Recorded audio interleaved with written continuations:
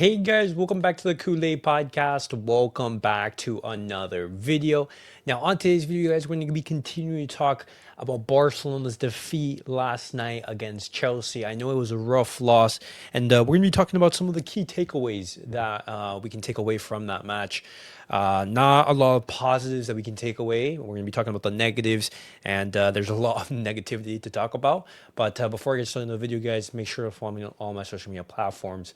Everything is posted down below, and as well, the link to become a member is also posted down below. But as always, guys, let's get started with the video.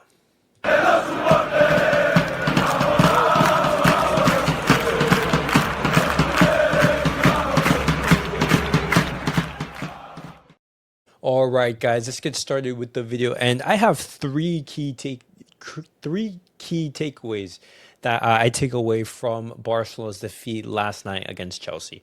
Now, it was a bad performance. Barcelona in that first half, even though I would say it was a very even game, I would say. Chelsea, they were getting the better of the chances. They were knocking on the door a lot. Chelsea were slightly better in that first half, but in the second half, it was just a complete domination from Chelsea. Now, I see a lot of negativity from Barcelona fans saying that the entire performance was poor. Now, I do understand that viewpoint. I understand that Barcelona, they didn't play well, and I completely agree with that. But I do believe in that first half, if things stayed 11v11, Barcelona in the second half, they do have a chance to come back.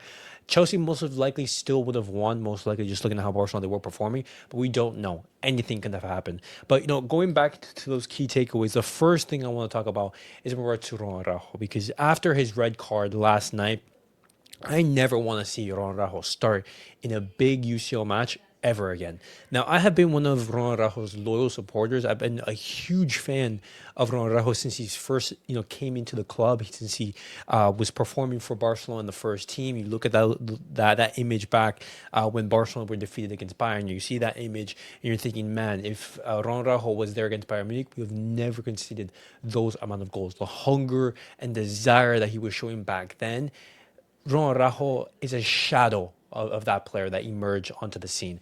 Ronald Araujo, in the biggest of moments, has cost Barcelona each and every time. This right here is an image of Ronald Araujo in the biggest of games. You see the game against PSG, the last season under Xavi. You see last season against Inter, in which he caused Barcelona the elimination. This season against Chelsea, but not only against Chelsea, guys, we only have to go back a couple of weeks against Sevilla. Remember that penalty that was called against Barcelona in the opening minutes? We probably would have lost that game, but we don't know. Ronald Araujo committing a penalty in the opening minutes. Absolutely idiotic decision from Ronald Araujo yet again. I don't know what's going through his mind as the captain of the club and as one of the most experienced players on this team. Where is the thinking that says, hey, Araujo, do not commit anything rash, do not do anything rash, do not do anything stupid, do not lunge yourself into an unfair position to, to harm the team, to negatively affect us. And obviously, you have to go back, to that 2023-24 season on the Xavi in the Supercopa de España, where he had that big loss against Real Madrid, where he was also sent off.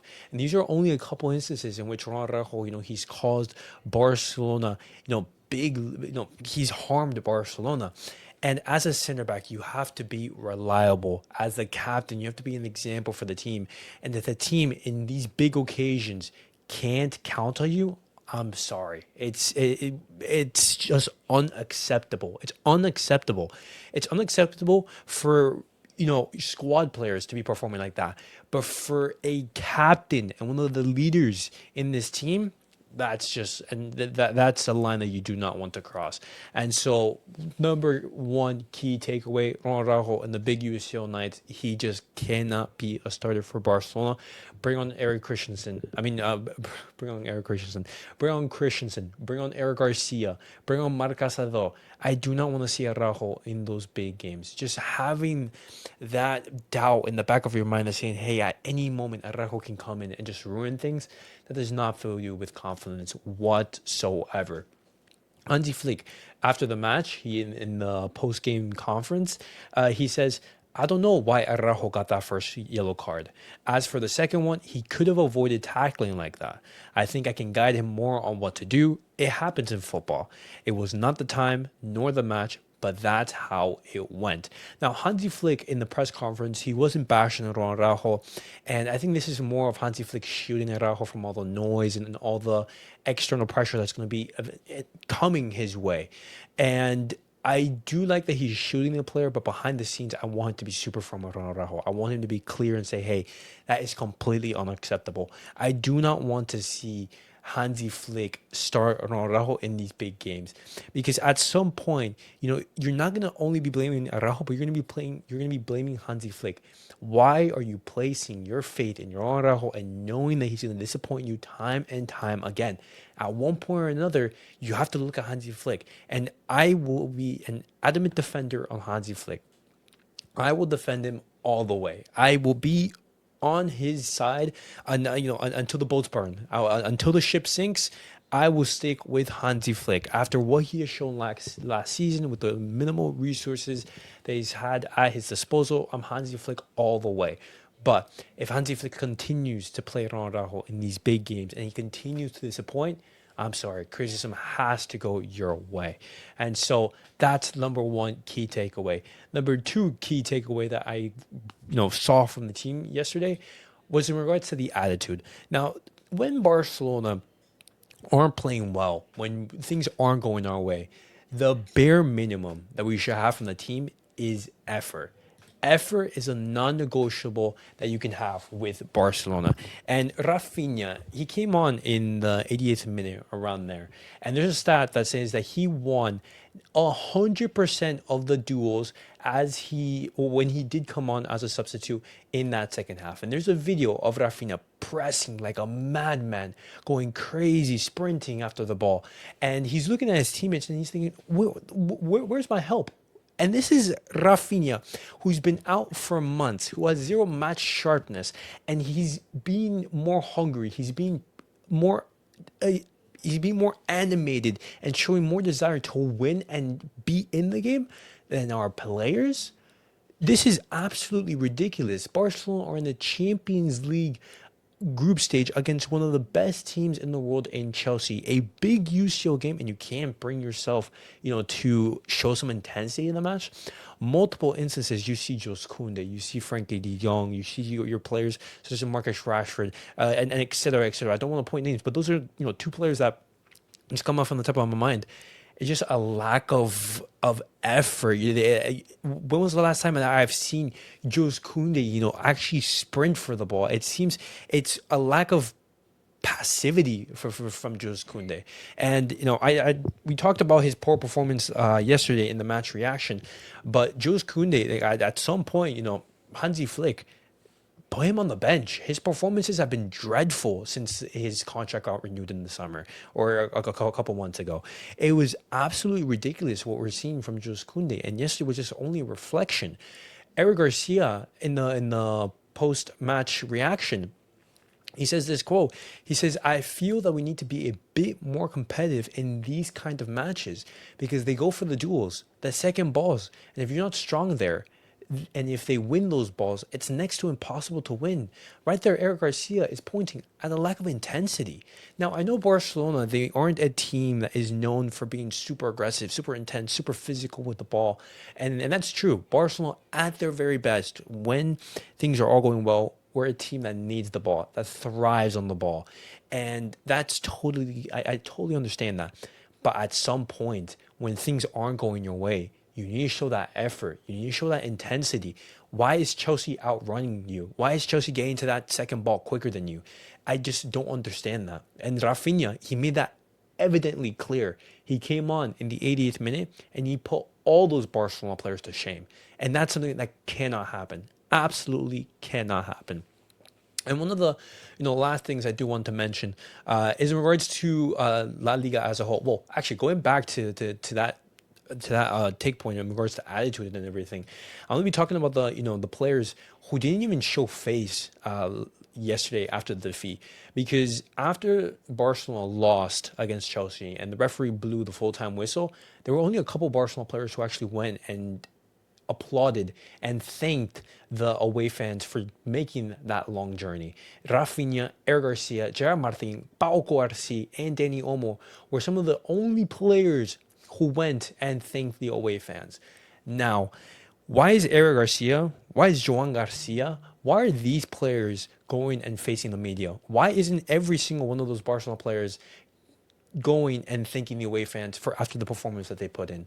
Why aren't these players, your captains, your Ronald Araujos, your Frenkie de Jongs, after, that performance that they put in the second half and, throughout the game, why didn't they go and they face the media, Ronald Araujo especially, and say, hey, you know what? I absolutely messed up.